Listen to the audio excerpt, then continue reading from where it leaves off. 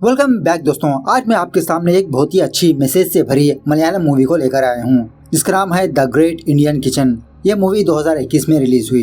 Actually ये movie नी stream नाम की एक OTT प्लेटफॉर्म पे रिलीज हुई और जिस वक्त ये मूवी रिलीज हुई उस वक्त उन लोगों ने मुझे अप्रोच किया प्रमोशन करने के लिए, लेकिन पता नहीं मुझे क्या छोल मची, मैंने मना कर दिया। सो रिसेंटली मैंने ये देखा कि ये मूवी तमिल में भी रीमेक हो रही है, जिसमें ऐश्वर्या राजेश लीडिंग रोल पर है। तब जाके मैंने ओरिजिनल मूवी देखा तो मूवी बहुत ही अच्छी लगी मुझे। सारी की सारी मूवी सिर्फ एक ही घर में चलती रहती है, स्पेशली किचन में। This movie is dedicated to those womens who sacrifice their time for their families. लेकिन हमारे कुछ इंडियन कल्चर्स की वजह से, चाहे वो किसी भी धर्म के हो, ऐसे कल्चर्स औरतों को दबा रहे हैं, मतलब आगे बढ़ने नहीं दे रहे। यही इस चीज को बहुत ही खूबी से इस मूवी में दिखाया गया है। मतलब इस मूवी में एक लड़की के स्ट्रगल को दिखाया जाता है जो अपने करियर में कुछ बनना चाहती है, लेकिन एक चीज है जो इस लड़की को दबा देती है, और वो क्या है ये आपको मूवी में ही पता चलेगा। आई रिक्वेस्ट यू वीडियो को पूरा देखना जरूर। तो चलिए बिना टाइम वेस्ट के लेट्स स्टार्ट। और उससे पहले अगर आप मेरे चैनल पर नए हैं तो अपना प्यार दिखाइए, अगर पुराने हैं तो और प्यार लुटाइए। Follow Instagram. मूवी की शुरुआत में ही एक लड़की को दिखाया जाता है जो नाट्य सीखती रहती है। एक्चुअली इस मूवी में काफी सारे लोगों के नाम नहीं बताया गया, सो इसलिए मैं इनके असली नाम से ही बुलाऊंगा। सो इस लड़की का नाम है निमिषा। खैर कुछ दिनों बाद सूरज की फैमिली निमिषा के घर आते हैं निमिषा को देखने के लिए। सो लड़का लड़की एक दूसरे को पसंद कर लेते हैं। इन दोनों की फैमिली के बीच अंडरस्टैंडिंग भी हो जाती है, जिसकी वजह से इन दोनों की शादी भी हो जाती है। शादी होने के बाद एक बहुत ही अच्छे रस्म के साथ निमिषा का घर में स्वागत किया जाता है। इसी रस्म में एक छोटा सा मैसेज भी छुपा होता है। खैर दूसरे दिन निमिषा रेडी शेडी होकर किचन में जाती है। हर रोज एक लड़की दूध देने के लिए यहाँ पर आती रहती है। इस बच्चे से थोड़ी बहुत दोस्ती हो जाती है। चाय वगैरह बनाने के बाद सूरज निमिषा के पास आता है किचन में। इसके साथ रोमांस और बातें करते हुए चाय पीने लगता है। सूरज चाय पीने के बाद निमिषा सूरज के कप को उसी वक्त धो देती है। उसी रात सूरज का एक कुलीग इन दोनों को अपने घर डिनर पर बुलाता है। एक्चुअली सूरज एक टीचर होता है स्कूल में। उसके बाद निमिषा और सूरज अपने घर आकर निमिषा किचन में जाती है अपनी सास की हेल्प करने के लिए। सास कहने लगती है, नहीं बेटा तुम जाके आराम कर लो, मैं खुद अकेले कर लूंगी, मुझे आदत ही है। सो निमिषा जाने के बाद सास किचन का सारा काम करने लगती है। मतलब बहुत सारे बर्तन पड़े होते हैं उनको धोती है, किचन साफ करती है और भी बहुत सारी चीजें दिखाया जाता है। ये सब कुछ करने के बाद निमिषा की सास तब जाके सोने के लिए आती है। खैर सुबह होने के बाद जब निमिषा का ससुर सुरेश न्यूज़पेपर पढ़ रहा होता है, सुरेश की बीवी ब्रश में टूथपेस्ट लगाकर सुरेश को देती है। इसका हर रोज का काम होता है। मतलब ये बुढ़ा खुद से ब्रश पर टूथपेस्ट भी नहीं लगा सकता। उसके बाद निमिषा और उसकी सास किचन में जाकर नाश्ता वगैरह बनाने की तैयारी करने लगते हैं। और एक्चुअली निमिषा की सास मिक्सी यूज नहीं करती, सारी चीजें पत्थर पर ही पीसती रहती है। अब सूरज के बारे में बात करें तो जब सूरज उगता है सूरज योगा करना स्टार्ट कर देता है। खैर नाश्ता वगैरह बनने के बाद इस घर में पहले मर्द खाते हैं, औरतों का काम है पहले सर्व करना। नाश्ता खत्म होने के बाद निमिषा ये देखती है कि वो डाइनिंग टेबल बहुत ही गंदी हो चुकी है। खाया सिर्फ 2 लोगों ने, लेकिन कचरा 4 लोगों का होता है। और जब निमिषा उस डाइनिंग टेबल को क्लीन कर रही होती है तभी वहाँ पर उसकी सास आकर सुरेश के खाए हुए बर्तन में ही नाश्ता करने लगती है। मतलब इस घर का रिवाज होता है कि जिस प्लेट में मर्द खाता है उसी प्लेट में उसकी औरत खाए, लेकिन निमिषा ऐसा नहीं करती। उसके बाद सुरेश अपने घर से बाहर आकर अपनी बीवी को आवाज लगाता है। फटाफट से सुरेश की बीवी उसके चप्पल उसके पैरों के सामने लाके रखती है। अब इतनी सुबह सुरेश क्या उखाड़ने के लिए जाता है ये मूवी में दिखाया नहीं गया। उसके बाद सूरज की बहन अपनी माँ को कॉल करके ये बताने लगती है कि माँ मुझे अब 7वां महीना लग चुका है, तुम फौरन आ जाओ। सास कहने लगती है कि बेटा मैं इस हालत में नहीं आ सकती, यहाँ पर मुझे बहुत काम है, नई नई शादी भी हुई ना। लेकिन इसकी बेटी नहीं मानती, जिद करने लगती है कि माँ तुमको आना ही होगा, तुम नहीं तो मेरे पास कौन आएगा। सो अपनी बेटी की बात को मान के सास सारे सब कुछ पैकिंग करके अपनी बेटी के घर चली जाती है। अब यहाँ से असली कहानी स्टार्ट होती है। दूसरे दिन बेचारी निमिषा सुरेश के लिए चाय ले जाती है। सुरेश कहने लगता है, अरे बेटा मैंने अभी तक ब्रश नहीं किया, हर रोज तुम्हारी सास ही तो मुझे ब्रश देती है। ये जानने के बाद निमिषा उसी तरह से ब्रश में पेस्ट लगाकर सुरेश को देती है। उसके बाद निमिषा अकेले किचन में जाकर नाश्ता वगैरह की तैयारी करने लगती है।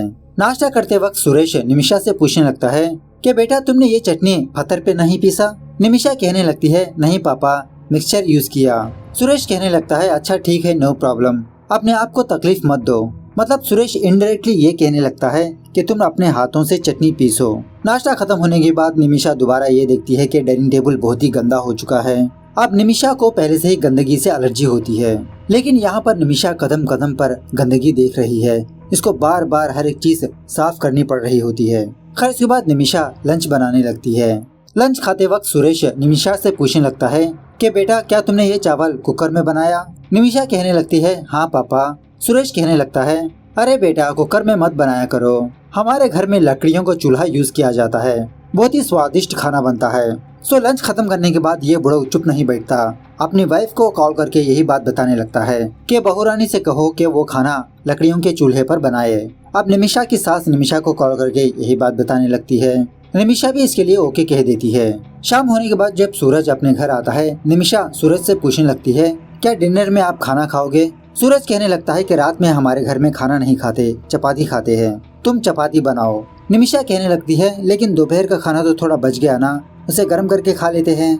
सूरज कहने लगता है तो क्या हुआ, उसे फेंक दो। सो रात होने के बाद निमिषा सूरज के बताने पर ही चपाती बनाने लगती है। खैर डिनर खत्म होने के बाद जब निमिषा अपने किचन में आती है, किचन में बहुत सारे गंदे बर्तन जमा हो चुके होते हैं। बेचारी अकेले ही इस सारे काम को निपटाने लगती है। मतलब यहाँ पर हर एक सीन बहुत ही डिटेल से दिखाया गया है। एक काम खत्म करो दूसरा काम रेडी रहता है। सारा काम खत्म करने के बाद जब निमिषा सूरज के पास जाती है, सूरज बिना पूछे निमिषा के साथ कांड करने लगता है। खैर सुबह होने के बाद दोबारा वो दूध वाली बच्ची आकर निमिषा को दूध देती है। दोपहर में निमिषा लकड़ियों के चूल्हे पर ही खाना बनाती है। इसी में निमिषा ये देखती है कि किचन का जो पाइप है ना वो लीकेज है। उस गंदे पानी से सारा किचन गंदा हो जाता है। जहाँ पर लीकेज हो रही है बेचारी निमिषा उसके नीचे एक छोटी सी बकेट रखती है। एक पुराने कपड़े से सारा किचन साफ करने लगती है, मतलब उस गंदे पानी को साफ करती है। यह होने के बाद निमिषा वॉशिंग मशीन के जरिए से अपने घर वालों के कपड़े धोने लगती है। तभी सुरेश निमिषा के पास आकर कहने लगता है कि बेटा मेरे कपड़े वॉशिंग मशीन में मत डालो, बहुत जल्दी खराब हो जाते हैं। यह सुनने के बाद निमिषा अपने हाथों से ही अपने घर वालों के कपड़े धोने लगती है। शाम होने के बाद जब सूरज अपने घर आता है, निमिषा सूरज से प्लम्बर के बारे में पूछने लगती है। सूरज कहने लगता है अरे यार मैं तो भूल ही गया, ओके कल भिजवाता हूँ। रात में डिनर के बाद दोबारा बहुत सारे गंदे बर्तन जमा होते हैं। एक एक को निमिषा साफ करने लगती है और ऊपर से उस गंदे पानी की लीकेज की वजह से सारा किचन में बदबू होती है। और यहाँ पर मैंने एक बात नोटिस की कि इस घर के मर्द एक बार भी किचन में अपना कदम नहीं रखा। हाँ शादी होने के पहले दिन सूरज रखा, उसके बाद नहीं रखा। उसके बाद जब निमिषा और सूरज कांड कर रहे होते हैं, निमिषा को वो फीलिंग ही नहीं आ रही होती। इसको किचन की वही गंदगी नजर आती रहती है, वही साफ सफाई, वही गंदे बर्तन। खैर दूसरे दिन निमिषा सूरज को ये बताती है कि इसको मेंसेस आए हैं। एक्चुअली यहाँ पर एक और रूल भी है कि जिस लड़की को पीरियड्स होते हैं उस लड़की को अपवित्र माना जाता है। वो लड़की खाना नहीं बना सकती, उस लड़की को एक कमरे में बंद कर देते हैं। उस लड़की का खाना सेपरेट, नहाना सेपरेट, सब कुछ सेपरेट होता है। खैर ये जानने के बाद सुरेश उषा नाम की एक औरत को अपने घर बुलाता है काम करने के लिए। जब बेचारी उषा अकेली काम करती रहती है, निमिषा भी उषा की हेल्प करने लगती है ताकि बातों ही बातों में थोड़ा टाइम पास हो जाए। उषा कहने लगती है कि मैं इन सब चीजों को नहीं मानती, हमारे पूर्वजों ने तो ऐसा नहीं कहा कि जिस लड़की को मेंसेस होते हैं वो अछूत मानी जाती है, और जब मुझे पीरियड्स होते हैं तो मैं किसी को नहीं बताती, क्योंकि अगर मैं घर का काम नहीं करूंगी तो मेरे बच्चे और पति को खाना बना के कौन खिलाएगा, इसीलिए मैं खुद ब खुद काम करती रहती हूँ। खैर इस तरह से 7 दिन उषा उस घर में काम करती है। निमिषा के पीरियड्स खत्म होने के बाद निमिषा दोबारा फील्ड में उतरती है, मतलब किचन में जाती है। 7 दिन के बाद निमिषा यही ऑब्जर्व करती है कि वो किचन का पाइप अभी भी लीकेज है। सूरज ने इस पाइप को ठीक नहीं करवाया। हर रोज निमिषा इस गंदे पानी को साफ करती रहती है। खैर नाश्ता करते वक्त निमिषा सूरज और सुरेश के पास आकर कहने लगती है कि मैं जॉब के लिए अप्लाई करना चाहती हूँ। ये दोनों पूछने लगते हैं कि कौन सी जॉब। निमिषा कहने लगती है कि मैं डांस टीचर बनना चाहती हूँ। सुरेश कहने लगता है कि देखो बेटा ये सब हमारे घर में नहीं चलेगा, हमारे घर की औरतें जॉब ही नहीं करती। यह सुनने के बाद बेचारी निमिषा थोड़ा मायूस हो जाती है। सूरज कहने लगता है कि तुम फिक्र मत करो, इसके बारे में हम बाद में डिस्कस करेंगे, फिलहाल तुम पापा की बातों को इग्नोर करो। उसी वक्त निमिषा अपने सास को कॉल करके यही बात बताने लगती है कि ये जॉब को अप्लाई करना चाहती है। सास कहने लगती है कि बेटा तुम अप्लाई करो लेकिन किसी को मत बताना, सेलेक्ट होना या ना होना बात की बात है ना। एक दिन निमिषा और सूरज खाना खाने के लिए बाहर जाते हैं। खाने के दौरान सूरज से कहने लगती है कि आप तो बाहर टेबल मैनर्स बहुत ही अच्छी तरह से जानते हो। मतलब सूरज हड्डियां वड्डियां को एक छोटे से प्लेट में रख रहा होता है, डाइनिंग टेबल को इतना गंदा नहीं कर रहा होता। अब निमिषा की ये बात सुनने के बाद सूरज को गुस्सा आता है। निमिषा से कहने लगता है कि घर में मेरी टेबल मैनर्स का क्या हुआ, क्या तुमको पसंद नहीं, क्या मैं घर में इतना गंदा करता हूँ? मेरा घर है, मेरी मर्जी, मेरी कन्वीनियंस, इसमें तुमको क्या प्रॉब्लम है? इस तरह से धीरे धीरे निमिषा को डांटने लगता है। घर आने तक भी सूरज निमिषा से बात ही नहीं करता। बेडरूम में आने के बाद निमिषा कहने लगती है कि मैंने आपसे ऐसा क्या कह दिया, आप मुझसे नाराज हो। सूरज कहने लगता है कि तुम्हारी बात नाराज करने वाली ही है, अगर उसी वक्त तुम मुझे सॉरी कह देती तो मैं इतना गुस्सा नहीं होता। यह सुनने के बाद निमिषा बहुत देर तक सोचने लगती है कि सूरज को सॉरी कहे या नहीं। थोड़ी देर के बाद निमिषा ना चाहते हुए भी सूरज को सॉरी कहती है। सॉरी सुनने के बाद तब जाके सूरज के फेस पर मुस्कुराहट आती है, प्यार से बात करने लगता है, उसको अपने पास बुलाता है। खैर दूसरे दिन जब सूरज अपने स्कूल जा रहा होता है, निमिषा सूरज को बुलाकर कहने लगती है कि आप प्लम्बर को बुला लीजिए, किचन में बहुत गंदगी फैल रही है। लेकिन सूरज निमिषा से कहने लगता है कि तुमको तो गंदगी से बहुत प्रॉब्लम है। लंच वगैरह बनाने के बाद निमिषा जॉब के लिए अप्लाई करती है, किसी को बिना बताए। रात होने के बाद सूरज के घर सूरज के रिलेटिव्स आते हैं, वाइफ एंड हस्बैंड। बातों के दरमियान ये टकला निमिषा को बुलाकर कहने लगता है कि बेटा मेरे लिए अच्छी एक ब्लैक टी बनाकर ले आओ। अब बेचारी निमिषा को जिस तरह से चाय बनाना आता है उसी तरह से बनाकर आती है। ये टकला कहने लगता है अरे बेटा ये क्या बना दिया, इसे तुम ब्लैक टी कहती हो। इस तरह से कुछ इंग्रेडिएंट्स बताने लगता है। ये सारी चीजें डालने के बाद तब जाके काली चाय बनती है। और उसी तरह ये बंदा कहने लगता है कि आज औरतों को हॉलिडे है, किचन में हम खाना बनाएंगे। इस तरह से आज रात मर्द ही किचन में जाकर खाना बनाते हैं। उसके बाद जब निमिषा किचन में जाती है तो किचन का बहुत बुरा हाल हो चुका होता है, चारों तरफ गंदगी ही गंदगी। साला ये टकला निमिषा का काम बढ़ा दिया और दोबारा निमिषा को आवाज लगाता है कि बेटा मेरे लिए एक काली चाय बना कर ले आ सकती हो। बेचारी निमिषा को गुस्से में आकर गुस्से में ही काली चाय बनाने लगती है, और वो भी बर्तन पटक पटक के। खैर दूसरे दिन सुरेश निमिषा के लिए एक लेटर लाके देता है, पूछने लगता है कि बेटा ये लेटर क्या है।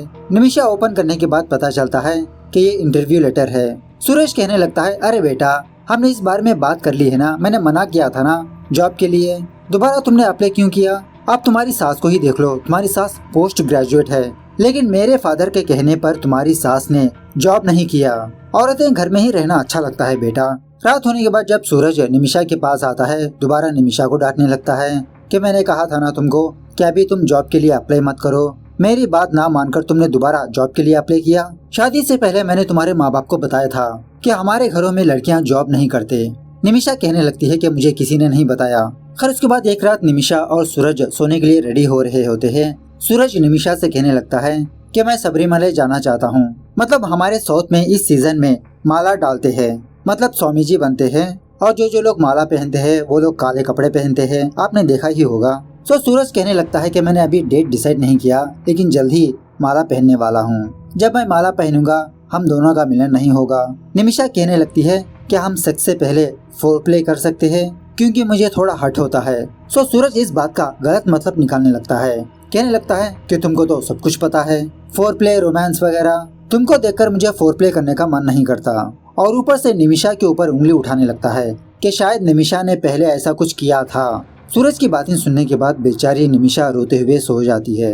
खैर कुछ दिनों बाद सूरज और सुरेश माला डालते हैं, और जो लोग माला पहनते हैं वो मियाँ बीवी एक ही कमरे में नहीं सोते, मतलब काफी सारे रूल्स फॉलो करना पड़ता है। उसके बाद नाश्ता कर रहे होते हैं। सूरज निमिषा से पूछने लगता है क्या ये खाना कल का है। निमिषा कहने लगती है हाँ। ये सुनने के बाद सूरज बिना खाना खाए टेबल से उठ के चला जाता है। सूरज निमिषा से कहने लगता है क्या तुमको पता नहीं, जो लोग माला पहनते हैं उनको कल का खाना नहीं देते, फ्रेश खाना देते हैं। और सच में ये बात निमिषा को पता नहीं होती, क्योंकि निमिषा का फादर फॉरेन में ही काम करता है। इस तरह से सूरज भी बीएफ नहीं करता। इसी दरमियान में एक दिन दोबारा निमिषा को मेंसेस स्टार्ट होते हैं। सुरेश अपनी बहन को अपने घर बुलाता है काम करने के लिए। घर में आते ही सूरज की बुआ निमिषा को डांटने लगती है, क्योंकि जिस लड़की को मेंसेस होते हैं वो लड़की बेड पर नहीं बैठना चाहिए, चटाई पर ही अपना सारा काम करना चाहिए। बुआ फटाफट से चटाई निकालकर नीचे बिछाती है, कहने लगती है कि तुम यहीं पर ही बैठो, तुम्हारे माँ बाप ने क्या सिखाया। उसके बाद नाश्ता वगैरह बनाने के बाद बुआ निमिषा को नाश्ता ले आकर देती है, कहने लगती है कि तुम अपना खाना खाकर प्लेट यहीं पर रखो, अपने कदम इस कमरे से बाहर मत रखो। इसी दरमियान में केरला की कोर्ट एक स्टेटमेंट देती है कि पीरियड्स वाली लड़कियों को अपवित्र नहीं माना जाता। हाँ, ऐसे लड़कियों को मंदिर में दाखिल नहीं करना चाहिए, लेकिन वो लड़कियां सारे काम कर सकते हैं। अब ये फैसला कुछ लोगों को पसंद आता है, कुछ लोगों को नहीं। कुछ लोग रालियां वगैरह निकालने लगते हैं। इसी दरमियान में बुआ निमिषा के पास बार बार आकर कोई न कोई बात से इसको लानतान करती रहती है। खैर एक दिन जब सूरज अपनी बाइक से अपने स्कूल जा रहा होता है, थोड़ी दूर जाने पर ही सूरज नीचे गिर जाता है। अब वहीं पर निमिषा होने पर फटाफट से सूरज के पास आकर उसको हाथ लगाकर उसे उठाने लगती है। सूरज कहने लगता है हटो हटो, दूर हटो, ऐसी हालत में क्या तुम एक स्वामी को छू सकती हो, क्या तुमको ये भी नहीं पता इस तरह से उसको डांटने लगता है। ये सब कुछ रूल्स देखकर बेचारी निमिषा का दिमाग ही सटकने लगता है। क्या अजीब अजीब के रूल्स है इस घर में। उसके बाद सूरज अपने स्वामी जी से पूछने लगता है कि पीरियड वाली लड़की स्वामी को छुआ तो कैसे प्यूरिफाई किया जा सकता है। स्वामी कहने लगता है कि देखो इसके 3 तरीके हैं। नंबर 1, गाय के गोबर को खाओ। दूसरा, गाय के पेशाब से नहा लो। तीसरा, एक बहती हुई नदी में स्नान करो। तो सूरज अपने आप को प्यूरिफाई करने के लिए नदी में जाके स्नान करता है। इसी दरमियान में निमिषा अपने फेसबुक में एक लड़की का स्टेटमेंट देखती है। मतलब वो लड़की कोर्ट के फैसले को एक्सेप्ट करते हुए कुछ बातें बताने लगती है कि हम लड़कियां हैं, हमारा भी कुछ फ्रीडम होता है। सो इस लड़की का स्टेटमेंट देखकर निमिषा को सही लगता है। ये वीडियो शेयर करने लगती है। उसी रात सूरज की बिरादरी में ये बात पता चलती है। कुछ लोग सूरज के घर आकर इससे कहने लगते हैं कि तुम्हारी वाइफ से कहो कि वो वीडियो डिलीट कर दे। समाज में हमारी इज्जत क्या रहेगी, ऐसे लड़कियों की वजह से ही हमारा कल्चर बिगड़ रहा है। तो उसी वक्त सूरज निमिषा के पास जाकर उसको समझाने लगता है कि तुमने जो वीडियो शेयर किया उसको डिलीट कर दो। निमिषा कहने लगती है कि मैं डिलीट नहीं करूंगी, जो उखाड़ना है उखाड़ लो, क्या कर लोगे तुम मेरा? तुम तो माला पहन के रखे हो, मेरे पास आओगे, मुझे छूओगे, आओ अंदर आओ, मुझे जो सही लगा मैंने वही किया। खैर एक दिन कुछ स्वामी जी सूरज के घर आते हैं पूजा वगैरह करने के लिए। इस तरफ किचन में जब वो बच्ची दूध देने के लिए आती है, निमिषा इस बच्ची से कहने लगती है कि बेटा तुम बाहर से इस दरवाजे को लॉक कर दो। थोड़ी देर के बाद सूरज निमिषा को आवाज लगाता है कि हमारे लिए चाय बनाकर ले आओ। यह सुनने के बाद निमिषा को बहुत गुस्सा आता है। सोचने लगती है कि किस तरह से इसका बदला लिया जाए, किस तरह से इन दोनों को सबक सिखाया जाए। इन लोगों के नजरिए में तो औरत की कुछ वैल्यू ही नहीं। बहुत देर होने के बाद सूरज किचन में आकर निमिषा से पूछने लगता है क्या तुमने अभी तक चाय नहीं बनाया? निमिषा कहने लगती है हाँ अभी बना रही हूँ। ऐसा कहते हुए दोबारा बहुत सोचने के बाद किचन में जो लीकेज का पानी होता है ना, उस पानी को 2 ग्लास में भरकर सूरज और सुरेश को लाके देती है। किचन में जाकर वेट करती रहती है कि कब अब यह पटाखा फूटेगा। थोड़ी देर के बाद ये दोनों गुस्से में किचन में आते हैं और जब सूरज निमिषा को मारने ही वाला होता है, निमिषा उस किचन के गंदे पानी को इन दोनों पर फेंक देती है और बाहर से दरवाजा लॉक करके फौरन अपने कपड़े पैक करके अपने घर वापस आ जाती है। घर में आने के बाद निमिषा की माँ समझाने लगती है कि तुमको ऐसा करना नहीं चाहिए था, ऐसा आना नहीं चाहिए था, चलो मैं तुमको उस घर छोड़ आती हूँ, उन लोगों को समझाती हूँ। उसी वक्त निमिषा का छोटा भाई आकर अपनी छोटी बहन से पानी पूछने लगता है। यह सुनने के बाद निमिषा को बहुत गुस्सा आता है। गुस्से में कहने लगती है क्या तुम अपने हाथों से पानी नहीं पी सकते? ये काम भी हम औरतें करना चाहिए, साला कोई इज्जत ही नहीं रही। उसके बाद सीन कुछ महीनों बाद शिफ्ट होता है और आज निमिषा के पास एक बहुत ही अच्छी कार है। निमिषा ने अपना सपना पूरा कर लिया। मतलब निमिषा एक डांस टीचर बन चुकी होती है, क्लासिकल डांस टीचर। दूसरी तरफ सूरज को दिखाया जाता है सूरज ने दोबारा एक और शादी कर ली। शादी होने के दूसरे दिन सूरज दोबारा किचन में जाकर अपनी दूसरी बीवी के हाथ चाय पीता है और वो भी रोमांस करते हुए। चाय वगैरह पीने के बाद वो औरत सूरज का कप धोने लगती है, जिसका मतलब इस औरत की हालत भी निमिषा जैसी होने वाली है। अपनी सारी जिंदगी किचन में ही गुजारो। इस तरह से ये मूवी यहाँ पर दी एंड होती है। सच में मूवी देखते समय उस लड़की का पेन नजर आता है। मतलब एक काम खत्म नहीं हुआ, दूसरा काम रेडी होता है। निमिषा को अपने डांस से बहुत प्यार होता है। जब निमिषा अपने मायके में थी, हर रोज ये डांस की प्रैक्टिस किया करती थी, लेकिन जब ससुराल आई इसको इतना टाइम ही नहीं मिलता। हर रोज कोई न कोई काम, और ऊपर से इसका हस्बैंड इसके सपोर्टिव में नहीं, ऊपर से इसके ससुर की फरमाइश। जो लोग सपोर्ट नहीं करना चाहते वो लोग तकलीफ भी नहीं देना चाहिए, और ऊपर से ये रिलेटिव्स बिन बुलाए मेहमान, जात का बुलाया नहीं टपक जाते हैं साले। ओके रिलेटिव्स आते हैं वहाँ तक तो ठीक है, लेकिन साले काम में हेल्प भी नहीं करते, बस फरमाइश पे फरमाइश। खैर मूवी कैसे लगी कमेंट करके बताना जरूर। मिलते हैं अगली वीडियो में, तब तक take care, bye bye, see you soon.